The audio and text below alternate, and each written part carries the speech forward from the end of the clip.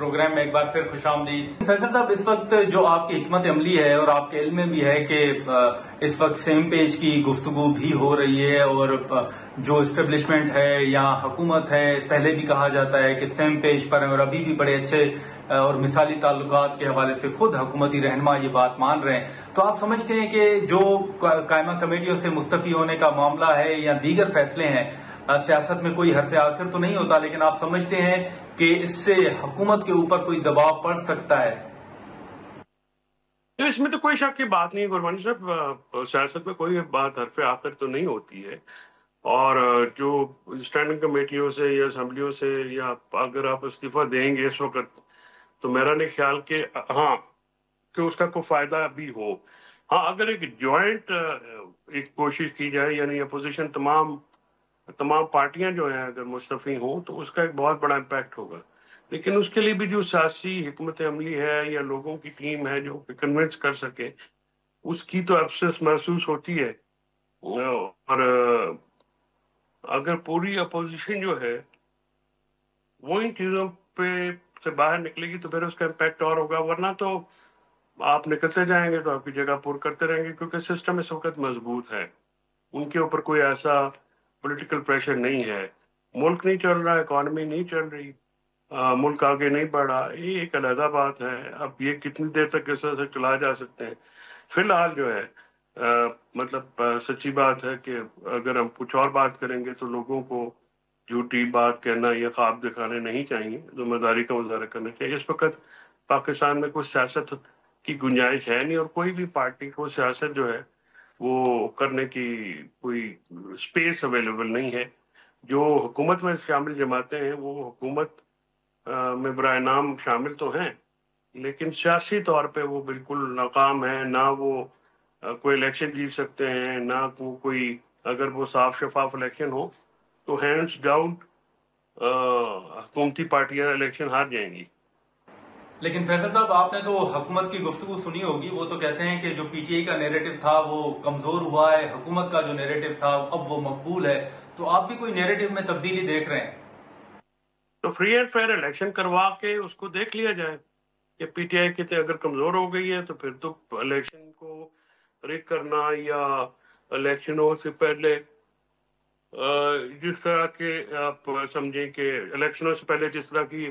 کاروائیاں کی جاتی ہیں، یا تو پھر ساری سیاسی جماعتوں کو ایک پراپر ایکول گراؤنڈ جو ہے وہ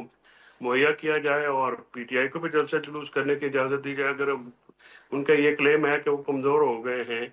تو پھر ان کو الیکشن کیمپین کرنے کی کھلی اجازت ہونی چاہیے، اور الیکشن کیمپین میں کے بعد ایک فری اینڈ فیئر الیکشن ہونا چاہیے، تو پھر اس میں پتہ لگ جائے گا کہ کون پاپولر ہے یا کون نہیں پاپولر۔ اس طرح کے دعوے تو آتے رہتے ہوتے ہیں حکومت کی طرف سے، لیکن اصل جو مقابلہ ہے، میں چاہتا ہوں اصل جو مقابلہ ہے سر وہ تو الیکشن کے گراؤنڈ میں ہوتا ہے نا تو گرمانی صاحب۔ تو الیکشن جب ہوگی تو الیکشن اگر ایک صاف شفاف الیکشن ہوتا ہے تو اس پہ پتہ لگ جائے گا کون کتنے پانی میں۔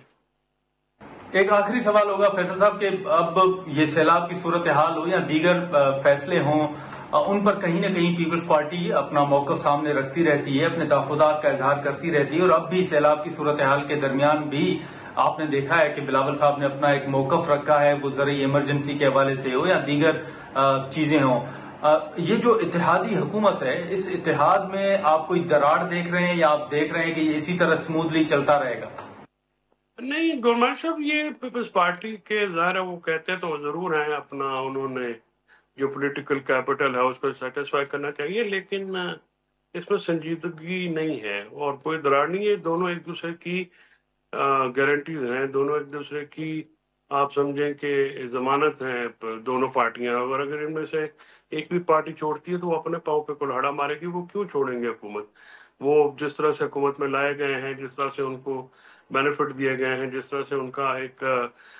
سیاسی روزگار لگا ہوا ہے، وہ کیوں چھوڑیں گے سارے کاموں کو؟ اور